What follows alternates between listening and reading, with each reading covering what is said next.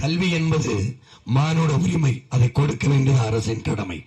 அரசுதான் தன் நாட்டு குடிகளுக்கு நல்ல கல்வியை கொடுக்க வேண்டும். ஆனால் அப்படி ஒரு ஆட்சி முறை நமக்கு இல்லை. நம்ம அப்பா தான், நம்ம அம்மா தான் கஷ்டப்பட்டு நம்மளை படிக்க வைக்கிறார்கள்.